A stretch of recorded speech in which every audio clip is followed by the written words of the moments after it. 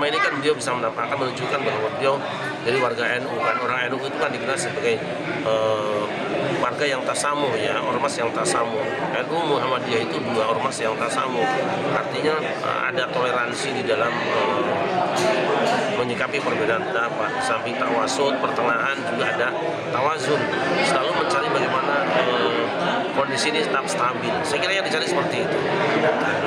Saya kira sudah memulai itu ya. Tentu diharapkan banyak orang-orang yang bisa dijadikan referensi atau diajak berbicara oleh beliau. Saya kira jabatan itu bukan menandakan bahwa kita orang yang terbaik, tapi kita adalah orang yang dipilih untuk menyelesaikan masalah ini. Bahwa nanti siapa yang masaknya, siapa yang menjadi dapur umumnya, saya kira siapa saja. Tapi seorang pejabat publik atau pejabat negara, dia adalah penjaga warung nasi yang siap menyajikan olahan. Kita tidak perlu tahu siapa yang mengolahnya, dan saya kira pemilik warung yang bijaksana dia tidak akan ragu-ragu mencari tukang masak yang mengerti, walaupun tidak harus diumumkan ini masakan siapa. Karena apa?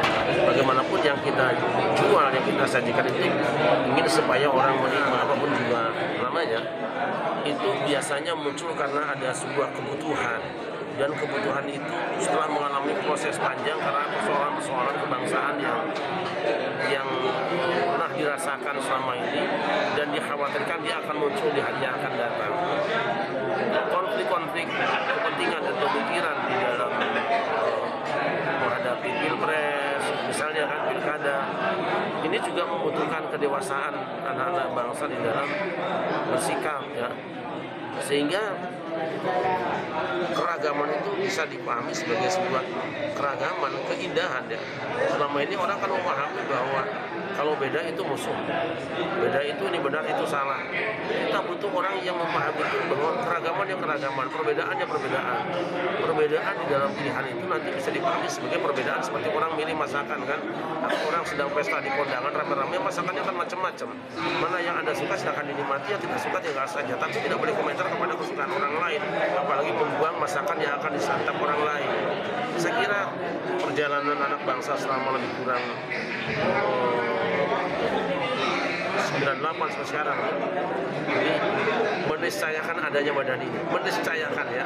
Jadi Pak Prabowo mengambil sikap ini berdasarkan pengalaman, berdasarkan apa yang pernah terjadi, dan beliau ingin jangan ada lagi masalah-masalah yang pernah membuat anak bangsa ini terluka dan ternoda serta bersengketa, mengganggu perjalanan program negara dalam membangun negeri. Saya kira, Assalamualaikum warahmatullahi wabarakatuh. Saya Syarif Rahmat mengucapkan selamat kepada Gus Miftah yang telah diberi amanah oleh Presiden Prabowo untuk menjadi utusan khusus Presiden bidang kerukunan beragama dan pembinaan sarana keagamaan. Semoga Allah Subhanahu wa Ta'ala menjaga hati Anda dan memberikan manfaat yang besar untuk bangsa dan negara ini.